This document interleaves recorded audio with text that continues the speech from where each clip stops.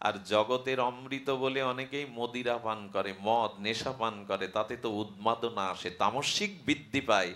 বলে গোবিন্দের অধরামৃত পান করো, গোবিন্দের সৌন্দর্যামৃত পান করো, এতে উন্মাদনা নাই, এতে আসবে সেই অপার অসমধ্য আনন্দ এবং মাধুর্য। আমি জানি, আমি জানি সোনার দোকানে, হীরার দোকানে ভিড় কম হবে, মুদিখানা আলু পটলের দোকানে ভিড় বেশি হবে, কারণ সোনা কেনার সামর্থ্য আমাদের সকলের পুঁজি নাই। তাই এই ব্রজপ্রেম পাওয়ার, এই ব্রজপ্রেম স্পর্শ করার পুঁজি আমাদের সকলের নাই। আমরা বুঝি পূজা পার্বণ আরাধনা বিধিমার্গকে ধরে যদি নিজের দুঃখ কষ্ট অভিশাপ পাপ দূর করতে পারি, আর নিজে যাতে সুস্থ শরীরে পুত্র কন্যা নিয়ে সুখে সংসার করতে পারি, বলে এটা তো নিজ সুখের ইচ্ছা, ভগবানকে সুখ দেওয়ার ইচ্ছা তো এর মধ্যে নাই। তো যতদিন নিজ সুখের ইচ্ছা আছে ততদিন তাকে কাম বলবে। আর নিজের সুখের বাসনা জলাঞ্জলি দিয়ে যখন ভগবানকে আনন্দ দেওয়ার ইচ্ছা জাগবে, তোমার কাছে কিছুই চাই না, শুধু আনন্দ দিতে চাই তোমায়, বলো তুমি সুখী কি করে হবে। আরে আমরা তো ভগবানের কাছে সুখ চাইতে যাই, আর গোপীরা বলছেন তোমার সুখ কি করে হবে তাই বলো, তুমি কি করে আনন্দ পাবে তাই বলো। এজন্য ভগবানকেই আনন্দ দিতে হবে, ভগবানের কাছে না চেয়ে বরঞ্চ ভগবানকে দেওয়ার পালা। বলে আমি ভগবানকে কিছু দেব, এ সামর্থ্য ক্ষুদ্র জীবের আছে? বলে গোপীরা তো তাই বলছে। রাধারানী হাঁটতে পারছে না জানেন, গোবিন্দকে বলছেন তুমি আমাকে কাঁধে নাও। বলতে পারবেন তো ভগবানকে? রাধারানী বলছেন আমার পায়ে, কোমল পায়ে ব্যথা লাগছে, কাঁধে নাও। গোবিন্দ রাধারানীকে কাঁধে নিলেন। গোপীরা দেখছে প্রথমে 4 পা রাধারানীর চরণ, দুইজনে হেঁটে যাচ্ছিল, কিছু দূর গিয়ে দেখে শুধু গোবিন্দের ধ্বজঙ্কুশ চিহ্ন চরণ, রাধারানীর চরণ নেই। গোপীরা বুঝলেন আমাদেরকে ফাঁকি দিয়ে রাধারানীকে কাঁধে করেই গোবিন্দ চলে গেছে।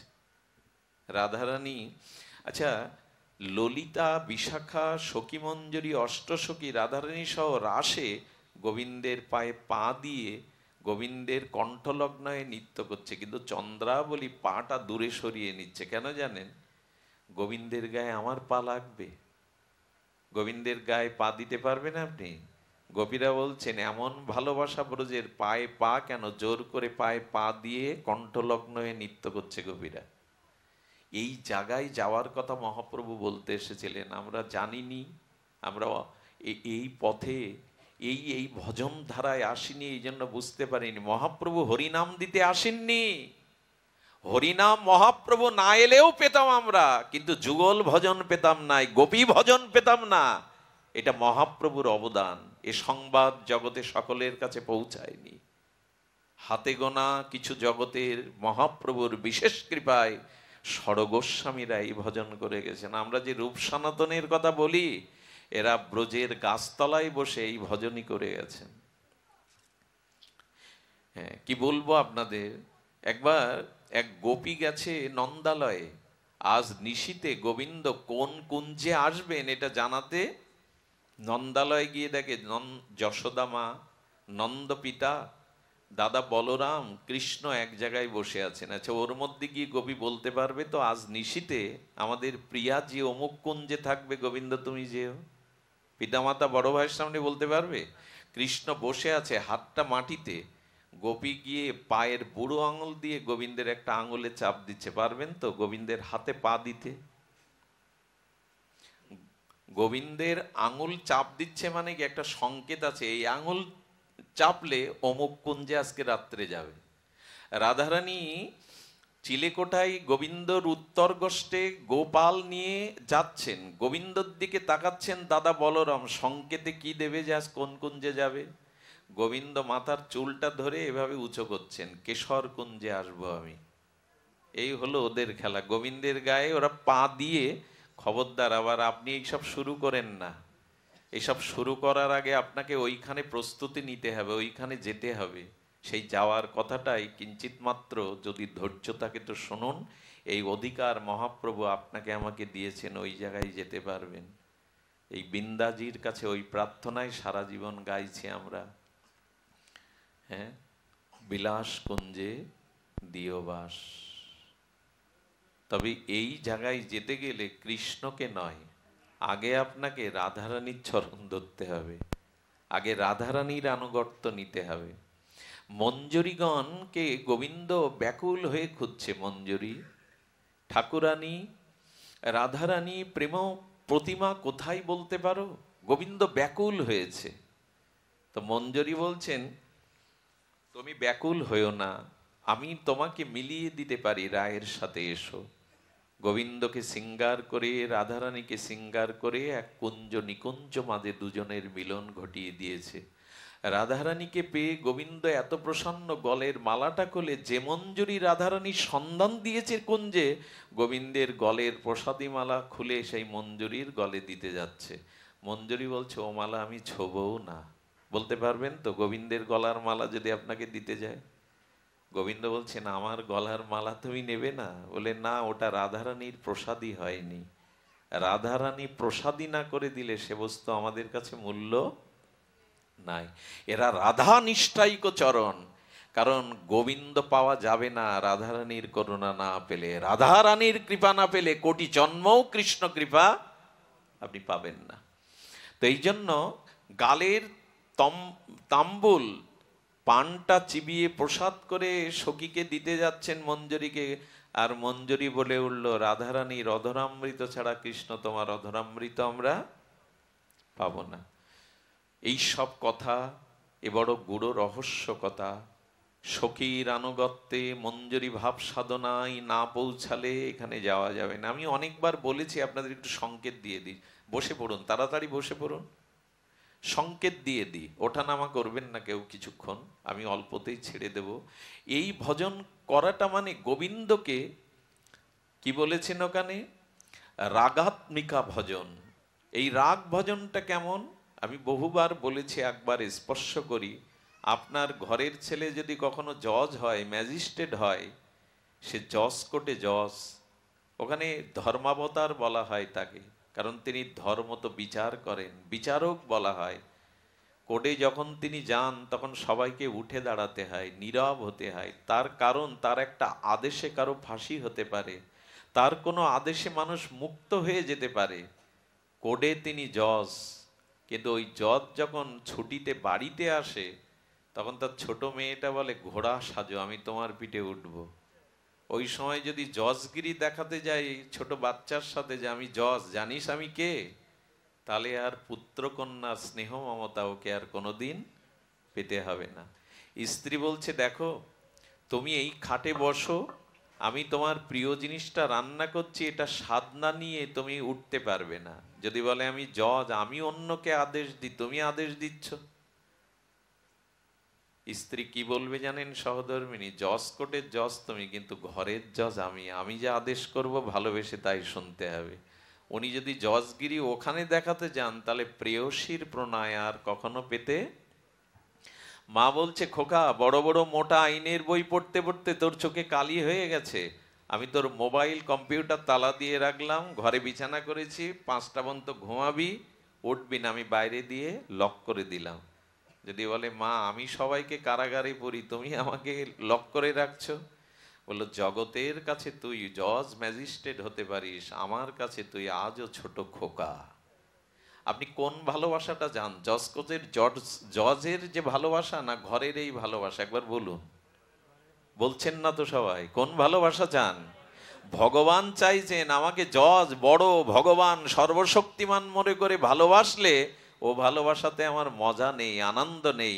আমাকে ঘরের সখা মনে করে, পুত্র মনে করে, প্রিয়া যেমন প্রিয়কে ভালোবাসে, ওই ভালোবাসাটাই দাও। এই ভালোবাসার নাম ব্রজভক্তি, এই ভালোবাসার নাম রাগ ভক্তি, ওটাই দাও। সারা জীবন শুধু ভগবানকে বড় মনে করে তার কাছে চেয়ে গেলাম, সুখ দাও, পুত্র দাও, অর্থ দাও, বিপদ দূর করো। তার সুখের জন্য তাকে কি দিয়েছো তুমি? যতদিন নিজের চাওয়া পাওয়া আছে ততদিন প্রেম হবে না। এটাকে পিছাসী বলেছে। রূপ গোস্বামী বললেন, যাবৎ তোমার নিজ সুখ বাসনা গোবিন্দের কাছ থেকে আদায় করবে, ওই স্পৃহা সেটা পিচাসির মতো। ঘাড়ে কারো যদি পিছাসি লাগে, প্রেতাত্মা লাগে, দেখবেন সে বহু খায় কিন্তু স্বাস্থ্য ভালো হয় না। কবিরাজ এসে বলে ওর খাদ্যটা ওর ঘাড়ে যে লেগেছে সেই খাচ্ছে, ওর স্বাস্থ্য ভালো হয় না। তা কামনা বাসনা পিশাচির মতো, যতদিন নিজের সুখের ভাবনা ভগবানকে সামনে রেখে আদায় করব, ততদিন ওই কামনা বাসনা খেয়ে ফেলবে। ওখানে প্রেম বলে কিছু, আত্মেন্দ্রিয় প্রীতিবাঞ্ছা, নিজের কোনো সুখের বাঞ্ছা থাকলে প্রেম কখনো আসবে না। সব কিছু ছেড়ে দিয়ে বলো তুমি কিসে সুখী হবে, এই জায়গাটায় গোপীরা আসতে চাইছে। আমি আপনাদের সামান্য একটু জানাবো, যদি এই প্রেম সদ্গুরুর কৃপায়, তবে এই প্রেম পাবেন কি করে বলে, ছোঁয়াচে রোগের মতো যারা এই ভজন করে, যারা সখী আনুগত্যে, মঞ্জুরি আনুগত্যে, রাগ ভক্তির ভজন করে, এই ভক্তের সঙ্গ করতে হবে। এই ভক্তের মুখে ব্রজ এই রাগাত্মিকা ভক্তির কথা শুনতে হবে। সঙ্গ করতে করতে, শুনতে শুনতে আপনার মনেও বাসনা জাগবে, যদি এমন করে তাকে ভালোবাসতে পারতাম। এই ভালোবাসাটা দেওয়ার জন্যই মহাপ্রভুর আগমন। আর এই ভালোবাসাটা গোবিন্দ ব্রজে পাননি, এই জন্য 3 বাঞ্ছা পূরণের জন্য তিনি নিজে এলেন। কৈশন রাধা প্রেমা, কৈশন মধুরিমা, কৈশন ভাবে সুকতীয় ভোর। ব্রজে এই 3 বাঞ্ছা গোবিন্দেরও পূর্ণ হয়নি। তাই ভাবিয়া দেখিন মনে রাধার স্বরূপ বিনে, এ বাঞ্ছা পূরণ নাহি হয়। রাধা ভাব কান্তি ধরি, রাধা প্রেম গুরু করি, নদিয়াতে হইল উদয়। স্বয়ং কৃষ্ণ রাধা প্রেম গোপী প্রেম পাননি, তাই তাদের প্রেম পাওয়ার জন্য রাধার ভাবকান্তি নিয়ে গৌর হয়ে এসেছেন। ওই প্রেম আমি আস্বাদন করব। তো ভগবানের চিত্তেও গোপী প্রেম, রাধা প্রেম আস্বাদনের লোভ জাগলো। এই প্রেমটা তাহলে কেমন, যা গোবিন্দরও লোভ জাগায়। আর সেই প্রেম দিতে গৌর এলেন। আমরা শুধু নিতাই গৌর বললাম, আর শুধু নিতাই গৌরের কাছ থেকে সেই প্রেম নিতে চাইলাম না। যুগল প্রেম, মাধুর্য প্রেম মহাপ্রভু নিজে আস্বাদন করেছেন, অন্যকে দিয়েছেন। তাই অনুরোধ করব, খুব কঠিন, খুব বড়, খুব মর্যাদা দিলে তার প্রতি অন্তরঙ্গ হওয়া যায় না। এটা কথা কিছু মনে করবেন না। আপনি আপনার বন্ধুকে আলিঙ্গন করছেন, ওই আলিঙ্গন করতে গিয়ে আপনার গলায় যদি একটা উপনয়ন থাকে সুতোর, তাহলে বন্ধুর আর বন্ধুর অঙ্গ ওই জায়গাটা মিশবে না, ওই জায়গাটা সুতোটা বাঁধা হয়ে দাঁড়াবে। তেমন গোবিন্দকে সব কিছু দিতে হবে। বস্ত্রহরণ মানে কি, কিছুই রেখো না অঙ্গে। লজ্জা, মান, ঘৃণা, বড়ত্ব সব জলাঞ্জলি আমাকে দাও, তবেই আমি তোমাকে গ্রহণ করব। বস্ত্রহরণ মানে গোপীদের বস্ত্র নিয়ে গোবিন্দ তাদের বিবস্ত্র করছেন না, এ সংকেত হলো বাসনা বসন সরিয়ে দাও, মর্যাদা সরিয়ে দিয়ে একান্তে আমার হও। গর্ভের সন্তান বাৎসল্যময় শিশুকে স্তনপান করাতে মা লজ্জা করে কি? তার কাছে এটা লজ্জার নয়। তেমনি গোপী প্রেমটা এমন, রাধা প্রেমটা এমন, এখানে মর্যাদা নাই, এখানে তুমি আমি সম। সখারা কৃষ্ণ হেরে গেলে বলছেন তুই হেরেছিস কানাই, কাঁদে নে। কৃষ্ণের কাঁধে উঠলে যে পা দোকানা তার বুকে পড়বে, এ ভাবনা ভগবান হলে কাঁধে ওঠা যাবে তো কৃষ্ণের? কৃষ্ণ তুই খেলায় হেরেছিস, আমাদের কাঁধে নে। কাঁধে নিলে যে পাটা গোবিন্দের বুকে পড়বে, গোবিন্দ চাইছেন তো তিনি কখনো হারেন, নিজে হেরেছেন। দেখুন একদিন খেলছে বিনোদ খেলা, গোবিন্দ দাঁড়িয়ে বলছেন যে আমাকে আগে এসে ছুতে পারবে সেই খেলায় জিতবে। সখারা 10 জন, গোবিন্দ 1 জন, সবাই দৌড় লাগিয়েছে। সবাই দৌড় দিয়ে বলছেন আমি গোবিন্দকে আগে ছুঁয়েছি। আচ্ছা 10 জন একই সাথে ছুতে পারবে তো? সবাই বলছে কেন? গোবিন্দ বললেন আমি হেরে গিয়ে তোদের জিতাবো বলে আমি 10 রূপে তোদের সামনে দাঁড়িয়েছি, এক একজন কৃষ্ণকে ছুঁয়ে ওরা বলছে আমি জিতে গেছি। গোবিন্দ বলছেন ব্রজের খেলায় আমি জিতি না, আমি হেরে ওদের জেতাই। আমি ওদের এঁটো কেড়ে খাই, আমি ওদের কাঁধে চড়াই যাতে ওদের চরণটা আমার বুকে লাগে। এই প্রেমটাই আমাদের আশা করা। যদি চাইতে হয় বড় চান, মারতে হয় তো গন্ডার মানুষ, আর লুটতে হয় তো ভান্ডার লুটুন, ছোট কাচর চুরি করে লাভ নেই। ভজন যদি করতে হয় তাহলে যুগল মাধুর্য ভজনকে চান, যার থেকে বড় আর কিছুই নেই।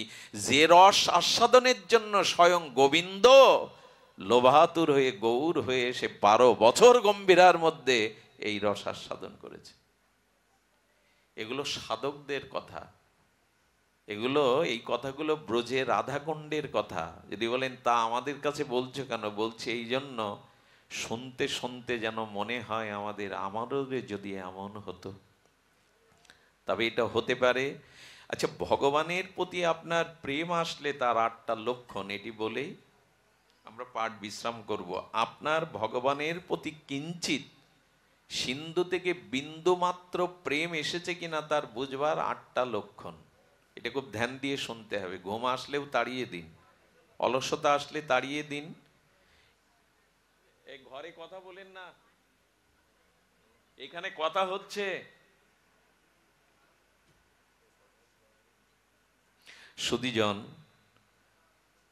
প্রীতির 8টি লক্ষণ কয়টি মেপে নিন। যদি আপনার ভিতরে এর কিঞ্চিত লক্ষণ থাকে, তখনই বুঝবেন ভগবানের প্রতি আপনার কিঞ্চিত প্রেম এসেছে, নিষ্কাম প্রেম। তো তার প্রথম লক্ষণ হলো প্রীতি ভক্তচিত্তকে উল্লসিত করে। আবার বলি, যদি ভগবানের প্রতি কিঞ্চিত ব্রজপ্রেম, নিষ্কাম প্রেম, কিছু না চাওয়া পাওয়া নেই, শুধু তোমাকে ভালোবাসি, এই নিষ্কাম প্রেম যদি গোবিন্দের প্রতি বিন্দু যায় সিন্ধু থেকে, তবে ভক্ত হৃদয় উচ্ছ্বসিত হবে। উচ্ছ্বসিত মানে কি হবে? পূর্ণিমার চন্দ্র আকাশে উদয় হলে নদ নদীর জল স্ফীতি হয় কিনা? পূর্ণিমার দিন নদ নদী সাগরের জল স্ফীতি হয় কিনা? একটু তরঙ্গ ওঠে কিনা?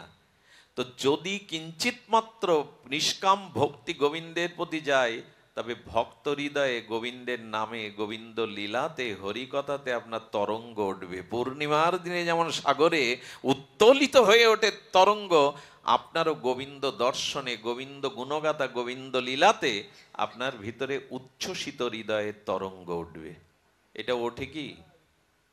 যদি না ওঠে, হরিকথা শুনতে যদি অলসতা আসে, বারবার যদি মনে হয় এ বেটা তো থামে না, এর তো সময় কাণ্ড জ্ঞান নেই, আমরা যে বাড়ি ফিরে যাব, যদি এ জাতীয় মনে হয়, তাহলে জানবেন উচ্ছ্বসিত তরঙ্গ নাই।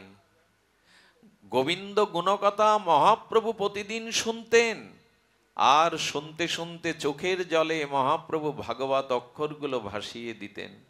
মাঝে মাঝে উচ্ছ্বসিত তরঙ্গে মহাপ্রভু রাতের গভীরে সমুদ্রে কৃষ্ণ মেঘ দেখে, সেই আকাশের মেঘ দেখে সমুদ্রের, পুরীর সমুদ্রের জলের মধ্যে গোবিন্দ অঙ্গবরণ মনে করে ঝাঁপ দিয়ে জেলেদের জালে গিয়ে উঠত মহাপ্রভু।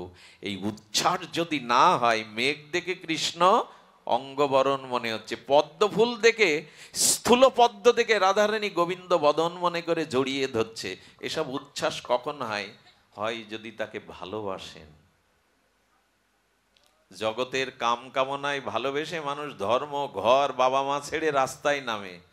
তো যদি ভগবানকে ভালোবাসার প্রমাণ চান, তবে ভগবানের নাম রূপ লীলাতে আপনার হৃদয় পূর্ণিমার চন্দ্র কিরণে যেমন সমুদ্রের জল উচ্ছ্বসিত বেলাভূমি অতিক্রম করে, আপনার হৃদয়ে ভগবানের প্রতি একটা উচ্ছ্বাস আসবে। যদি না আসে, জানবেন প্রেম আপনার ভিতরে আসেনি। দ্বিতীয় লক্ষণ, মমতা দ্বারা শ্রী ভগবানকে বেষ্টিত করা। তার মানে মমতা দ্বারা, আচ্ছা, দুধটা হাতে মাখলে, জল দিয়ে ধুয়ে দিলে দুধের স্নেহটা বেশিক্ষণ থাকে কি হাতে? ভালো করে ধুয়ে নিলে। কিন্তু দুধটা যখন বিশেষ অবস্থায় মাখন হয়ে যায়, মাখনটা সফট বা কোমল হয়ে যায়, তখন যদি হাতে মাখেন, দুধের মতো ধুলে কি মাখনের স্নেহটা যাবে, মমতাটা যাবে? যাবে কি না? ঘি বা মাখন মাখলে। তো গোবিন্দকে ভালোবাসলে, বারবার বলছি, কোনো চাওয়া পাওয়া, কামনা বাসনা, ইহকালের পরকালের কোনো নিজ সুখ নাচে, যদি তাকে নিজ মনে করে, প্রিয় মনে করে, সখা মনে করে, ভালোবাসার প্রিয়তম মনে করে ভালোবাসতে পারেন, তখন আপনার ভিতরে দ্বিতীয় লক্ষণ আসবে, মমতা জন্মাবে। আর সেই মমতা দ্বারা গোবিন্দকে সবসময় বেষ্টিত করে রাখতে চাইবেন। খুব ভালোবাসার মানুষকে কাছে পেলে ছেড়ে দিতে চান, কিন্তু যদি ভালোবাসা নেই, এসে আমার সামনে বকছে, আজ আমি যাব না যদি বলে, আরো 2 ঘন্টা থাকবো, তখন আপনার ভিতরে বিরক্তি তৈরি হয়। ভগবানকে ভালোবাসা মানে কেমন জানেন? তাকে মমতা দ্বারা, স্নেহ দ্বারা সবসময় জড়িয়ে রাখতে ইচ্ছা করে। রান্নাঘরে গিয়েও রান্না করতে গিয়ে মনে হয় এই প্রসাদ সে পাবে, ফুল দেখলে মনে হয় এটা গোবিন্দকে পাবে, জড়িয়ে যেতে ইচ্ছা করে মমতাটা। আচ্ছা, মেলায় গেলে পকেটে টাকা থাকলে কি করতে চান আপনারা? বাড়ির ছোট মেয়েটার মনে করে তার জন্য কোনো খেলনা বা দ্রব্য, একে বলে মমতায় বেঁধে রাখা। যেখানে যান তার কথা মনে পড়বে, তার জন্য কিছু আনতে মন চাইবে। তা আমাদের হয়তো বাজারে এসছি, নিজের জন্য বাজারের সাথে সাথে রাধারানীর জন্য একটু কিছু নিয়ে যায়। এটা কখন হয়? ভগবানের প্রতি ভালোবাসা, প্রীতির লক্ষণ হলো মমতা জন্মাবে, আর মমতা দ্বারা তাকে বেঁধে রাখতে ইচ্ছে করবে। তা আমাদের করে কিনা এখন নিজেকে মাপতে হবে, নিজের কাছে প্রশ্ন করতে হবে। এরকম মমতা ঠাকুর ঘরে গেলে, গরমের দিন তো ঘুম আসে আর ঘাম ঝরে, যত তাড়াতাড়ি বেরিয়ে যাওয়া যায়। এটা মমতা না। যার প্রতি মমতা আছে না, দুর্গন্ধের মধ্যেও, ঘামের মধ্যে তার মুখ দেখার জন্য ঘন্টার পর ঘন্টা সে রোদ্দুরে দাঁড়িয়ে থাকে। এটা এসেছে তো না, ঠাকুর ঘরে গেলে তাড়াতাড়ি ফুল জল দিয়ে বেরোতে পারলেই বাঁচি। মমতাই যদি, ওই যেমন মাখনটা হাতে মাখলে ছাড়তে চায় না, প্রতিটা কর্মে, প্রতিটা চিন্তনে যদি তাকে বেঁধে রাখার ইচ্ছা হয় মমতা দ্বারা, প্রীতির দ্বিতীয় লক্ষণ এটা। এটা দ্বিতীয় লক্ষণ। আর বিশ্বাস যুক্ত করে। প্রীতির তৃতীয় লক্ষণ হলো যাকে ভালোবাসা যায় তার প্রতি বিশ্বাস জন্মাতে হবে। পৃথিবীর লোক যদি তাকে দুর্নাম দেয়, পৃথিবীর লোক যদিও তাকে, ওই যে রাধারানী কি বলছেন, তোরা আমাকে কলঙ্কিনী বলিস আমার খারাপ লাগে, কিন্তু যখন কৃষ্ণে কলঙ্কিনী বলিস তখন আমার ভালো লাগে। অর্থাৎ বিশ্বাসটা এমন জায়গায় পৌঁছায়, সেই বিশ্বাসের চিড় কখনো ধরে না। বিশ্বাসটা কেমন জানেন? আমার এই উচ্চারণ করা ঠিক হচ্ছে না, আমি ক্ষমা চেয়ে নিচ্ছি। রাধারানী গোবিন্দকে মাঝে মাঝে বিরস বদনে দেখে বলে, তোমাকে কোনো সখীর শৃঙ্গার, সখীকে পেতে ইচ্ছা করছে? গোবিন্দ যদি বলে অমুক মঞ্জরীর কুঞ্জে আমি যাব, রাধারানী কৃষ্ণকে নিজে সাজিয়ে দেয়, দিয়ে হাত ধরে সেই মঞ্জরীর কাছে করজোরে বলে, আমার শ্যামসুন্দর প্রিয় পরম তোমার সেবা চাইছে। সেই মঞ্জরীর কোলে গোবিন্দকে বসিয়ে বলে, তবুও তুমি আমার প্রিয়। এ জগতে সম্ভব এটা? কোন স্বামী যদি তার স্ত্রীকে বলে, অমুক রমণীকে আমার ভালো লাগে, আমাকে তার কাছে নিয়ে চলো, বাড়ি থেকে বের করে দেবে, মুখ দেখবে না। কিন্তু রাধারানী জান, আমি একা তাকে সেবা করে সুখ পাচ্ছি না, সবাই যদি আমার প্রিয়কে সেবা করত। তথাপি তুহু মম প্রাণ। রাধারানী অন্য মঞ্জরীর কোলে দিয়েও গোবিন্দকে বলতে পারে, তথাপি তুহু মম, তুমি আমার। এটা কখন হয়? যখন বিশ্বাস থাকে তার উপরে। বিশ্বাস না থাকলে জানবেন প্রেম আসেনি, সেখানে প্রীতি সঞ্চার হয়নি। যাকে ভালোবাসা যায় তার প্রতি অবশ্যই সুদৃঢ় বিশ্বাস আসবে। এই বিশ্বাসটাই হলো, নালে 100 বছর অপেক্ষা করে গোপীরা কৃষ্ণ আসবে বলে। 100 বছর কেউ কারোর দিকে চেয়ে কাঁদতে পারে, অপেক্ষা করতে পারে, কিন্তু বিশ্বাস, গোবিন্দ প্রাণনাথ বলেছে আমি আসব, তো 100 বছর তারা এরকম বিশ্বাস সহসা হয় গো? হয় না। এই জন্য ভগবানের প্রতি যদি সুদৃঢ় বিশ্বাস আছে, এটা হলো প্রীতির তৃতীয় লক্ষণ। আর প্রিয়তা অতিশয় দ্বারা অভিমান বিশিষ্ট করে, এটা হলো চতুর্থ লক্ষণ। আমি ধ্যান দিয়ে শুনতে বলছি, আপনি নিজে পরিমাপ করতে পারবেন যে ভগবানের প্রতি আপনার কিঞ্চিত প্রেম হয়েছে কিনা। কি বলছেন? অতি প্রিয়তা যার প্রতি থাকে, সেখানে একটা জিনিস আসবে, অভিমান। যদি কারো প্রতি আপনার প্রিয়তা থাকে, তাহলে সেখানে অভিমান আসবেই। আর অভিমানটা এমন, মাঝে মাঝে রাধারানী গোবিন্দকে দেখে মুখ ফিরিয়ে নিতেন, আর সখীদের বলতেন ওকে তাড়িয়ে দে। পারবেন তো ভগবানকে সামনে আসলে বলতে তাড়িয়ে দে? রাধারানী বলছেন, আমি ওর মুখও দেখবো না, ওকে তাড়িয়ে দে। আমি ওর মুখও দেখবো না, ওকে তাড়িয়ে দে। কুঞ্জে আসবে বলে আর অন্য কুঞ্জে চন্দ্রাবলীর কুঞ্জে গেলে গোবিন্দকে রাধারানী অভিমানিনী মানবতী হয়ে ফিরিয়ে দিয়েছেন। গোবিন্দ চরণ ধরে কত সাধছে, রাই মুখ তুলে চাও রাই, তোমার বদনের একটুখানি হাসি আমার সমস্ত এই তাপ দূর করবে, একটুখানি চাও। রাধারানী যেই অভিমান করে ফিরিয়ে কৃষ্ণ চলে গেছে, সেই মাটিতে মূর্ছিত হয়ে অশ্রু জলে ললিতা বিশাখাকে জড়িয়ে বলছেন, আমার শ্যাম এনে দে, আমি ভুল করেছি অভিমান করে। অভিমান ভগবানের প্রতি আসে তো আপনার? আর এসছে। ভালো না বাসলে, অনুরাগ না হলে তার প্রতি কখনো অভিমান আসে না। এই অভিমানী মানিনী ব্রজসুন্দরীগণ এই অভিমান মানিনী করে কতবার দুয়ার হতে গোবিন্দকে ফিরিয়ে দিয়েছে, আবার ফিরে গেলে এই অভিমান শীতল হলে তারা কাঁদতে বসেছে, কেন ফিরিয়ে দিলাম, কেন তাহার মুখ দেখব না। একদিন রাধারানী গোবিন্দকে বলছেন যে, শোন সখী, শোন ললিতা, আমি আজ থেকে প্রতিজ্ঞা করছি আমি গোবিন্দের বদনার দেখব না, তার সাথে আর কথা বলবো না। যেই বলেছে, কৃষ্ণ তখন সখীদের চোখের ইশারায় বলছেন, এখন কিছু সহযোগিতা করো আমার, যাতে রাধারানীর এই প্রতিজ্ঞা আমি ভাঙাতে পারি। তো গোবিন্দ তখন সখীদের ইঙ্গিত করেছে, ললিতা বিশাখা তখন বলছে, আরে রায়, বড় ভুল করলি প্রতিজ্ঞা করে যে কৃষ্ণের সাথে আর কথা বলবি না, তার দিকে আর চাইবি না।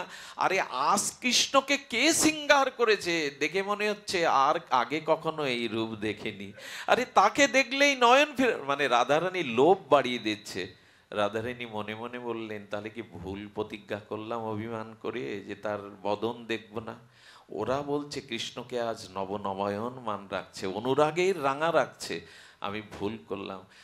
আচ্ছা, মিষ্টির দোকানে মিষ্টি কাচের আলমারির মধ্যে সাজানো থাকলে দেখলে একটু অর্ধেক লোভ হয়, খুব তীব্র লোভ হয় না, প্রকট লোভ হয় না। কিন্তু আমার সামনে কোনো প্রিয়জন যখন আমাকে দেখিয়ে দেখিয়ে মিষ্টিটা খায়, তখন লোভ সামলানো বড় দায় হয়ে পড়ে, কেড়েও খেয়ে ফেলে। তো রাধারানীর সামনে আজ লোভটা আসা, আহা আহা, আমাদের শ্যামসুন্দরের মদন মোহনের কি অপরূপ, এই রূপ তো কখনো দেখিনি, এত সিঙ্গার, আমার মনে হয় কেউ মুখ ফেরাতে পারবে না। রাধারানীর কানে কাছে যখন এই কথা বলছে, রাধারানী একটু আর চোখে তাকাবার চেষ্টা করছে, তাহলে নিশ্চয়ই আজ বধূকে সুন্দর দেখাচ্ছে, কেন অভিমানে বললাম। রাধারানী তাকাতে তাকাতে একবার তাকিয়ে ফেলেছে। গোবিন্দ বললেন, কি গো, হ্যাঁ, তোমাদের তোমাদের প্রেমময়ী প্রতিজ্ঞা রাখতে পারল না, এমনি করে অভিমান করত, আর সেই অভিমান সঙ্গে সঙ্গে শ্যামসুন্দর ভাঙাতো। ভগবানের প্রতি অভিমান হয়তো, অভিমান কাকে বলে জানেন? অগ্রদ্বীপে গোবিন্দ ঘোষের ছেলে মারা গেছে। গোবিন্দ ঘোষের এই নবদ্বীপের উপরে অগ্রদ্বীপে যেই মারা গেছে, মন্দিরে শিকল তুলে দিয়ে বলছেন, আমি তোমাকেও পুত্র জ্ঞানে ভালোবাসি, আমার ছেলেকে কেন কেড়ে নিলে? আমি তো তোমার চরণে তাকে দিয়ে দিছি, তবে তোমার মতো নিষ্ঠুরের সেবা আমি আর কোনোদিন, যাও বেরিয়ে যাও। পারবেন একথা ভগবানকে বলতে? যাও বেরিয়ে যাও, তোমার সেবা আমার এখানে নাই। শিকল তুলে দিয়ে 3 দিন মন্দির বারান্দায় না খেয়ে পড়ে আছে গোবিন্দ ঘোষ। কি বলবো আপনাদের, 3 দিনের মাথায় বিগ্রহ রূপে গোবিন্দ বাইরে বেশিয়ে ডাকছে, বাবা বাবা ওঠো, 3টে দিন তুমি খেতে দাওনি, আমি 3টে দিন বড় ক্ষুধায় কাতর। আচ্ছা, গোবিন্দকে আর কিছু দিচ্ছে না জগতের জীব? বলে, তোমার হাতে না পেলে যে আমার ভালো লাগে না, ওঠো। গোবিন্দ ঘোষ অভিমান করে বলছে, লজ্জা করে না আমায় বাবা বলে ডাকতে? যাও বেরিয়ে যাও, বেরিয়ে যাও, তোমার সেবা আমি করতে পারবো না। বলে, বাবা তো তো বাবা বলে ডাকতে লজ্জা কোথায়? তখন বলছেন, খুব তো বাবা বলছো, তাকে কেন কেড়ে নিলে? তোমার ভাই যদি সে হবে, কেন গোরাকে কেড়ে নিলে? কি বলেছিলেন জানেন গোপীনাথ? এই শুনুন, একথা আমরা সহ্য করতে পারবো না। বললেন, গোপীনাথ তখন বলছেন, গোবিন্দ, ভালোবাসা ভাগাভাগি আমার পছন্দ হয় না, যদি দিতে হয় 16 আনা ভালোবাসা আমায় দাও, জগতে অন্যকে ভালোবাসা হোক আমি এটা পছন্দ করি না, ভালোবাসা সবটুকু আমায় দাও। তাই আমি ওকে আমার চরণে নিয়ে নিয়েছি, যাতে ভালোবাসা 16 আনা আমাকে দিতে পারো। আচ্ছা, তুমি তো আমার বাবা, একটা প্রশ্নের উত্তর দাও তো। কারো 2টো পুত্র থাকলে একটি পুত্র মারা গেলে আর এক পুত্রকে 3 দিন না খাইয়ে কোনো পিতামাতা রাখে? আমি তো তোমার পুত্র, আমাকে না খাইয়ে কেন রাখছো? সঙ্গে সঙ্গে গোবিন্দ ঘোষ উত্তর দিচ্ছে, পুত্র বলে যে দাবি করছো, শ্যামর দড়ি নিতে পারবে আমি মারা গেলে? হবিষণ্ণ করতে পারবে আমার জন্য? সেদিন গোপীনাথ বলেছিলেন, আমি যার দায়িত্ব নেই তার দায়িত্ব 16 আনা পালন করি। আমি কথা দিলাম তোমার শ্যামর দড়ি আমি নেব। গোবিন্দ ঘোষ যেদিন দেহ রক্ষা করলেন, সেদিন মন্দিরের দোয়ার খুলে গিয়ে ভক্তরা কি দেখলো জানেন? দেখলো গোবিন্দ বিন্দু বিন্দু অশ্রু ফেলে কাঁদছেন। পূজারীকে বললেন, আমাকে সাদা কাপড় পরিয়ে দাও, হাতে লাঠি ধরিয়ে দাও, আজ থেকে তোমরা হবিষণ্ণ দেবে আমার মন্দিরে। যেদিন শ্রাদ্ধ হয় সেদিন অগ্রদ্বীপের গোপীনাথ বিগ্রহ পায়ে হেঁটে মন্দির থেকে আসনে বসে পিতার শ্রাদ্ধ তর্পণ করেছিল। আজও 600 বছর ধরে এই অগ্রদ্বীপে, নবদ্বীপের গঙ্গার ওপারে অগ্রদ্বীপে আর ঘোষ শ্রীপাঠে আজও মহোৎসবের দিন গোপীনাথকে বাইরে বের করা হয়, সাদা কাপড় পরানো হয়, আজও পিতার মহোৎসব তিনি করেন। এই হলো অভিমান। 3 দিন তাকে না খাইয়ে রেখেছে। আরে জগদানন্দ মহাপ্রভুর জন্য নবদ্বীপে শীতল তেল নিয়ে গেছেন, সুগন্ধি তেল। মহাপ্রভু সারা রাত জেগে হাহাকার করে। মাথুর বিরহে রাধা ভাবে বিরহিত মহাপ্রভুর চোখে নিদ্রা নাই। মাথায় হাত দিলে মনে হয় গরম তপ্ত হয়ে গেছে, তাই নবদ্বীপ থেকে মাথায় করে আর নিয়ে গেছেন সুগন্ধি তৈল। আর তৈল নিয়ে গিয়ে বলছে, প্রভু বড় কষ্ট করে পায়ে হেঁটে জগদানন্দর সাথে অম্লমধুর সম্পর্ক। উনি ছিলেন দাপর লীলাতে সত্যভামা দেবী। তো স্বামী স্ত্রীর মধ্যে মধুর অম্ল সম্পর্ক থাকে, সেই ভাব বলছে এই তেল তোমাকে মাখতে হবে। মহাপ্রভু বলছে, জগদানন্দ হ্যাঁ আমাকে ঠান্ডা তেল মাখাও, একটা পালঙ্ক এনে দাও, আমি ওই ভোগী হয়ে যাই। আমি ত্যাগের জন্য, কৃষ্ণ প্রেমের জন্য ছেড়েছি, তোমরা আমাকে সুগন্ধ তেল মাখাবে? যাও জগন্নাথ মন্দিরে প্রদীপে দিয়ে এসো। বললো কি? আমি তোমার মস্তকে দেব বলে তেল আনলাম জগন্নাথের মন্দিরে? থাক তোমার জগন্নাথ। আষাঢ় পড়ে সেই ভাণ্ড ভেঙে দিয়ে তেল ছড়িয়ে পড়লো, আর ঘরে গিয়ে অভিমান করে 3 দিন না খেয়ে দরজা দিয়ে থাকলো। ভালো না বাসলে অভিমান হয় তার প্রতি? 3 দিন পরে মহাপ্রভু গিয়ে সেই একই ডাক, জগদানন্দ ওঠো, তোমার হাতে না পেলে যে আমার পাওয়া হয় না। তুমি যেমন অভিমান করে আছো, আমিও তো তোমার হাতে ছাড়া পাই না। যেই বলেছেন আমি 3 দিন পাইনি, অভিমান ভেঙে এসে রান্না করে মহাপ্রভুকে পাওয়ালেন। ভালোবাসা যেখানে আছে জানবেন তার লক্ষণ হলো কি লক্ষণ? প্রিয়তার অতিশয়ে তার প্রতি অভিমান আসবে। ভগবানের প্রতি অভিমান আসে না, আসে জগতে যাদের সাথে সম্পর্ক আছে।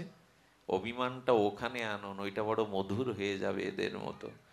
5ম লক্ষণ হলো বিলসিত করে। 5ম লক্ষণ কি করে? এগুলো রূপ গোস্বামীর কলম, সাধারণ না। এই হলো প্রীতির 8টি লক্ষণ। জগতের প্রীতিতেও এই 8টা লক্ষণ, ভগবানের প্রীতিতেও এই লক্ষণ এখানে ওখানে একই। বিলসিত করে। বিলসিত করে মানে জানেন কি? সেই প্রিয়কে, প্রিয়ের সামনে বা প্রিয়র কাছে নিজেকে খুব সুন্দর করে সাজাতে তার ইচ্ছা করে। সে যাতে ভালোবাসে সে সেই রূপেই, দেখবেন যে যাকে ভালোবাসে তাকে বিলসিত করার জন্য তার পছন্দের রংটাই সে ব্যবহার করে। কেমন জানেন? গোবিন্দের রং কি? গোবিন্দের বসনের রং কি?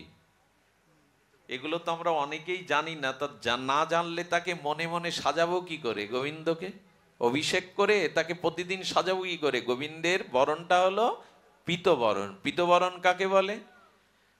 শুক পাখি মানে টিয়া পাখির পালকের যে রংটা, টিয়া পাখির যে পালক, ওই পালকের যে রংটা, ওই রংটাকে বলে পীতবরণ। হলুদ বরণ, ওটা অনুরাগের রং। গোবিন্দ কালো শ্যামল, উনি পীতবরণ পরেছেন কেন? রাধারানীর অঙ্গকান্তির রংটা, পীতবরণটা গোবিন্দ বসন করে পড়েছে, যে রাধারানীর কান্তিটা যাতে আমাতে মিশে যায়। বিলসিত করে মানে যে যাকে ভালোবাসে তার রং এসে রাঙাতে চায়।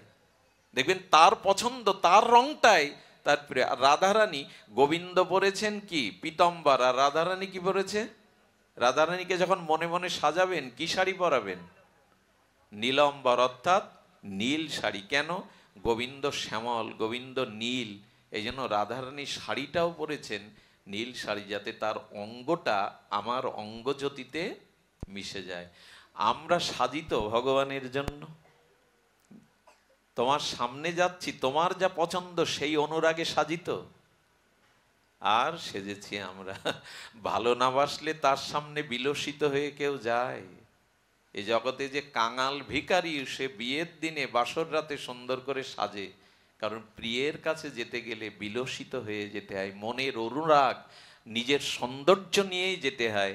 এই জন্য ঠাকুর ঘরে যখন যাবেন তখন বেশি করে সাজবেন, কারণ ভালোবাসার মানুষের কাছে যেতে গেলে বিলসিত হয়েই, যাতে সে আমাকে দেখেই সুখ পায়, আনন্দ পায়। এই জন্য তার সাথে আমরা ঠাকুর ঘরে কখনো গামছা পরে, ওই সময় ভিজে কাপড়ে, এগুলো ভালোবাসার লক্ষণ না। আমাদের নড়াইলের এস.এম. সুলতান ছিলেন আন্তর্জাতিক খ্যাতিসম্পন্ন শিল্পী। একবার খুলনা আর্ট কলেজের ছাত্ররা দেখা করতে গিয়ে দেখে উনি বিবাহ করেননি, কিন্তু আয়নার সামনে শ্বেত শুভ্র পোশাক, শাল কাঁধে দিয়ে সে নাতর মাখছেন। ওরা মনে করছে স্যার মনে হয় কোথায় সফরে যাবে। বললেন আমরা এসেছিলাম আপনার দর্শনে। বললেন আপনি কোথাও বেরোচ্ছেন স্যার? তা বললেন আমি ফুল বাগানে যাচ্ছি। তো মানুষ ফুল বাগানে যায় তো ছেঁড়া কাপড় পরে, ময়লা কাপড় পরে। বললেন ফুল হলো জগতের সব থেকে সুন্দর, সুন্দরের কাছে যেতে গেলে নিজেকে সুন্দর করেই যেতে হয়। কিছু মনে নেবেন না, হিন্দুরা যখন ভাগবত অনুষ্ঠানে আসে, মায়েরা শাঁখা সিঁদুর ঠিক ঠিক তাদের শাড়ি, তাদের ঘোমটা, কিন্তু দেখবেন অধিকাংশ হিন্দুরা আমাদের যে সনাতনী পোশাক সেটাও পরে অনুষ্ঠানে। সে আলাদা কথা, বাজার থেকে বাড়ি যাচ্ছে ঠিক আছে, তোমার আজ সময় নেই, বাড়ি যেতে পারবে না, বসো। কিন্তু অধিকাংশ হিন্দুরা দেখবেন আমরা ঠিক ভাগবতীয় বা বৈদিক সনাতন পোশাক না পরেই আসি। যখন ভগবানের কাছে যাবেন, যাতে আপনাকে দেখে তিনি আনন্দ পান। প্রিয়জনের কাছে যেতে গেলে তো সেইভাবেই যান, যাতে প্রিয়জন আপনাকে দেখে তার পছন্দের রং, তার পছন্দের শ্বাসটা দেখে আনন্দ পায়। তো পরম সুন্দর ভগবানকে যদি ভালোবাসতেন, তাহলে তার রঙে রাঙিয়ে যেতেন তার কাছে। এগুলি ভালোবাসার লক্ষণ, এছাড়া হবে না। মুখে ফেনা তুলে দিলেও হবে না, এগুলো তার ভালোবাসার লক্ষণ। 6 হলো প্রচুর লোভ জন্মে আর অন্তঃকরণে। কি জন্মে ভালোবাসলে? 6ষ্ঠ লক্ষণ হলো প্রচুর লোভ জন্মে। যদি যাকে ভালোবাসা যায় তার জন্য প্রচুর লোভ হয়, তার সান্নিধ্য, তার বদন, তার সেবা, তার সান্নিধ্য, সবকিছুতে লোভ জাগে। এই লোভ এমন জাগে যে বিল্বমঙ্গল ঠাকুর চিন্তার পতির কাছে যাওয়ার এত লোভ তার, যে মাঝ রাতে ঝুমঝুম ঝঞ্ঝাবাদ বৃষ্টি ঝড়ের মধ্যে খেয়া ঘাটে মাঝি নেই, বিল্বমঙ্গল দেখছে ওইটা একটা ভেলা ভেসে আসছে, নিশ্চয়ই চিন্তা আমার জন্য ভেলা ভাসিয়েছে। আসলে ওটা একটা মরা লাশ, পচা গলা। সেই লাশটাকেই ভেলা মনে করে নদীর ওপারে গেল, মনে করলো চিন্তা আমার জন্য ভাসিয়ে দিয়ে। পচা গন্ধটাও নাকে, লাশের গন্ধ যায়নি। এটা কখন হয়? অতিরিক্ত লোভ যদি কোনো বস্তুতে হয়, তখন বাহ্যিক তার স্মৃতি।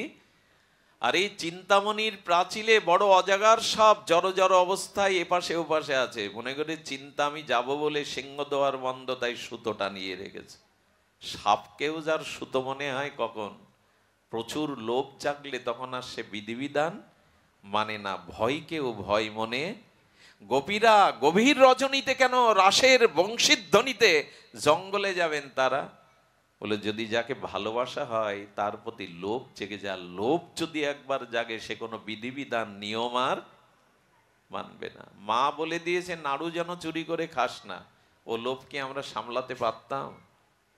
সেই নাড়ুগুলো চুরি করেই খেতাম মায়ের চোখের আড়ালে। লোভ কখনো বিধি মানবে না। গোবিন্দ দর্শনের জন্য যেসব গোপীদের আর ঘরে আটকে রেখেছিল পতিরা, গোপী ওই মুহূর্তে দেহ ছেড়ে তাদের আত্মা নিয়ে চলে গিয়েছিল, এত লোভ তাদের। তাহলে 7ম লক্ষণ কি? আমি আর আপনাদের অত্যাচার করছি না, লক্ষণগুলো তো বলতে হবে। এগুলো যারা ভালোবেসেছে ভগবানকে, যুগল প্রীতি, তাদের এই কথাগুলো এক একটা মূল্যবান হীরার মতো মনে হয়। 7ম লক্ষণ হলো প্রতিক্ষণে ভগবানকে নিত্য নূতন নবায়ন মান হনে হবে। বোঝাতে পারলাম না। যেখানে প্রীতি আছে, ভালোবাসা আছে, তাকে যতবার দেখবেন মনে হয় নূতন দেখছে, এই প্রথম দেখছি। প্রেমের লক্ষণ কি জানেন? পিপাসা বেড়ে যাবে। পিপাসা যদি মিটে যায় জানবেন প্রেম আর সেখানে। জ্ঞানী যদি মনে করে, জ্ঞানী যদি মনে করে আমার আমার জ্ঞানীর লক্ষণ কি তৃপ্তি, জ্ঞানী যদি মনে করে আমার সব জানা হয়ে গেছে, আর কোনো আমার তৃপ্তি, সব পেয়ে গেছি, তাহলে জ্ঞান থেমে যায়। আর ভালোবাসা প্রীতিতে যদি পিপাসা কমে যায় জানবেন ওখানে আর প্রীতি নেই। এই জন্য গোবিন্দ নাম রাধারানী কর্ণে শুনেই বলতো, সখী কে গো শোনাইল শ্যাম নাম, কানেরও ভেতরে দিয়া মরমে পশিল গো, আকুল করিল প্রাণ। রাধারানী বলছেন এই নাম তো আমি কোনোদিন শুনিনি। সারা জীবন যার নাম হৃদয়ে জপ করছে তার নাম শুনে মনে হয় এই প্রথম আমি আমার প্রিয়র নাম শুনলাম। প্রতিক্ষণে নূতন মনে হয়। কেমন জানেন? কেউ যদি সমুদ্র সৈকতে যান, সে পুরীতে বা আমাদের কক্সবাজারে বা কুয়াকাটাতে, দেখবেন অস্ত যখন সূর্য যায় তখন পশ্চিম দিগন্তে তাকিয়ে দেখবেন মোহ মোহ রং বদলায়। প্রতিক্ষণে সাহিত্যিকরা বলছে অস্তগামী পশ্চিম দিগন্তে সূর্যের দিকে তাকালে দেখবেন মোহ মোহ রং বদলায়। তেমন যে যাকে ভালোবাসে প্রতিক্ষণে তাকে নূতন মনে হয়, এই প্রথম দেখছি, এর আগে তাকে দেখিনি, তার কথাই প্রথম শুনছি, এই অনুরাগ।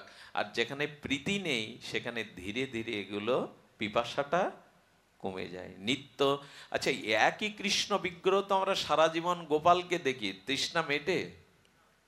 কখনই কি বলেন 20 বছর গোপাল তোমার সামনে এসে তোমাকে দেখছে আর দেখতে ভালো লাগে না? কেন লাগে না? কারণ প্রেমের ধর্ম হলো নিত্য নূতন নবায়ন। এগুলো হয়, এগুলো ঠিক বোঝানো যাবে না। এই ভাষাটা ওই রাজ্যের, এই জন্য আমরা হয়তো সকলেই অনুভূতিতে আনতে পারবো না। প্রেম রাজ্যের ভাষা কিছু আলাদা, ওখানে অনুভূতি কিছু আলাদা। আর ভালোবাসলে তাকে কি মনে হয় প্রতিক্ষণে নূতন। কেমন জানেন?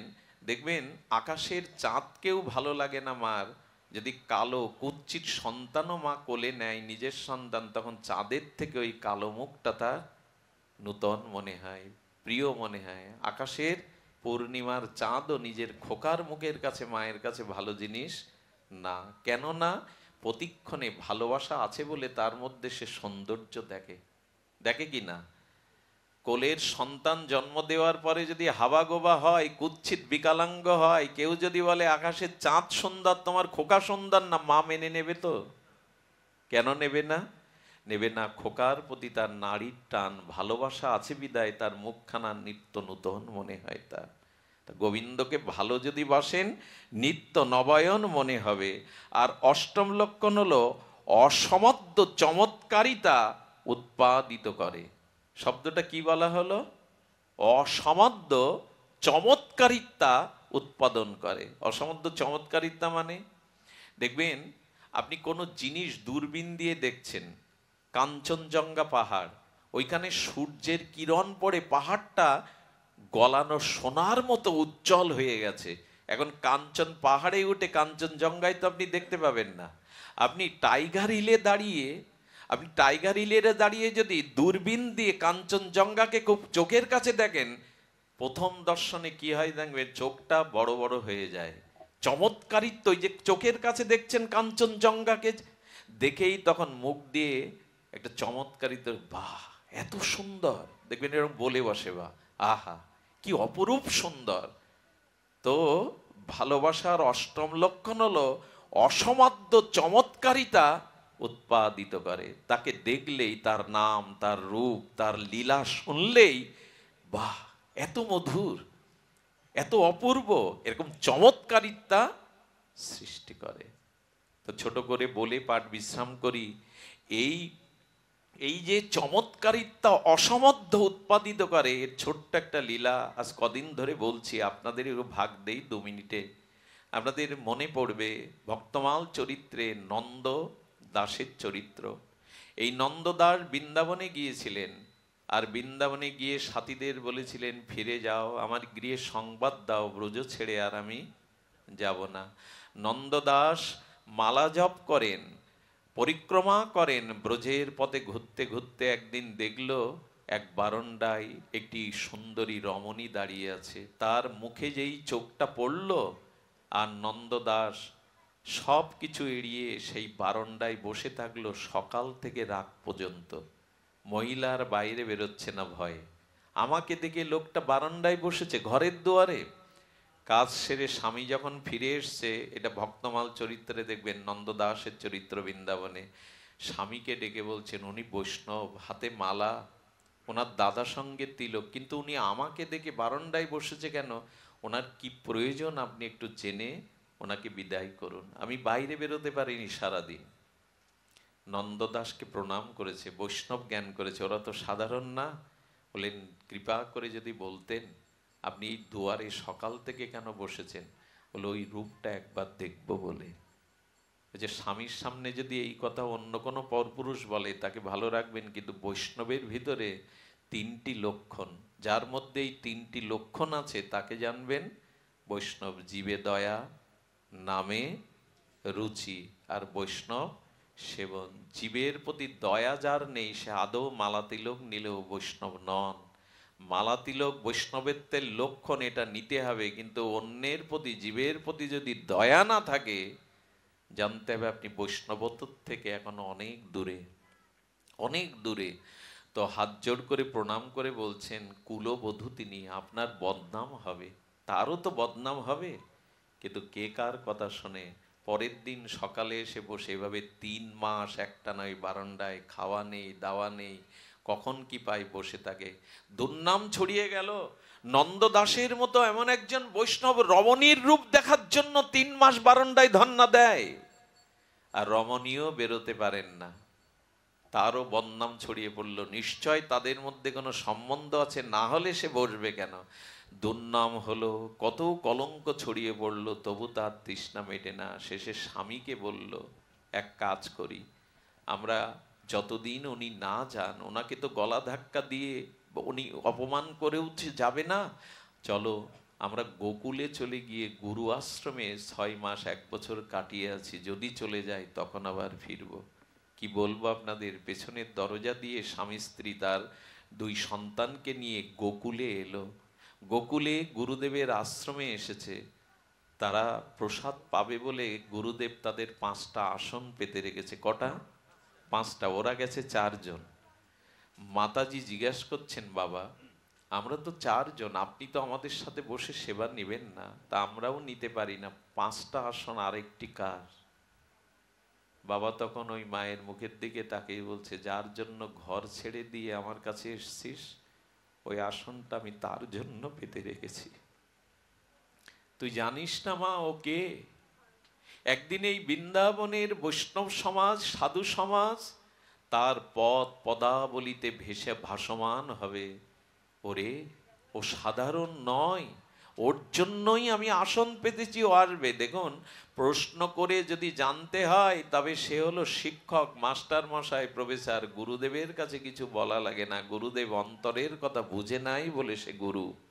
বলেন মা তুই যাকে দেখছিস তেমন না, আচ্ছা বলতো যার কারণে তুই সংসার ছেড়ে গুরু আশ্রমে গোকুলে এলি, যদি সে ভালো না হতো, সৎ না হতো, তোর এই গতি হতো, গুরুদেবের আশ্রমে আসতে পারতিস? একটু পরেই বুঝতে পারবি কে উনি এলেন, গুরুদেবের চরণে লুটিয়ে পড়লেন।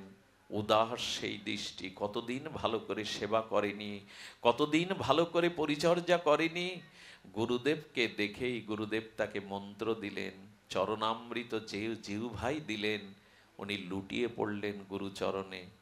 তখনই ধীরে ধীরে তার ভিতরে প্রকাশ হতে লাগলো তার ভাগবত ভক্তির মহাপ্রকাশ। একদিন তিনি সাক্ষাৎ রাস দর্শন করতেন, সাক্ষাৎ নিত্যলীলা দর্শন করে এই নন্দদাস পদ রচনা করে গাইতেন, যা পরমহংস কুলতিলক গণেরও আস্বাদ্য ছিল ব্রজের মাধুর্য ভজনের। গুরুদেব ওই মাকে বলেছিল, তোকে দেখে এমন করেছিল কেন জানিস? ও গত লীলাতে, দাপর লীলাতে, এটাই কলিযুগের ঘটনা, দাপর লীলাতে ও ছিল রাধারানীর নিত্যমঞ্জরী, রূপমঞ্জরী সখী। তোর মুখের মধ্যে রূপমঞ্জরী ছায়া দেখতে পেয়েছিল। ও ব্রজলীলাতে রূপমঞ্জরীর সহচরী ছিল, তোর মুখের মধ্যে ও রূপমঞ্জরির ছবি দেখেছিল, তোর রূপ যৌবনে, তোর সৌন্দর্যে নয়, ও তোর মধ্যে রূপমঞ্জরিকে খুঁজতে চেয়েছিল। আমি বলি কি, ভালোবাসলে না, তাকে ভালোবাসলে এই চমৎকারিত্ব তার মধ্যে অসমধ্য চমৎকারিত্ব এসে যায়। রমণীর মুখ দেখে কখনো এইরকম সাধক 3 মাস ধন্না দিয়ে বসে থাকে? ওর মধ্যে রূপমঞ্জরির মুখবদন দেখেছে। আজ এইটুকুই বিশ্রাম, এই বলি আসুন এই লক্ষণগুলি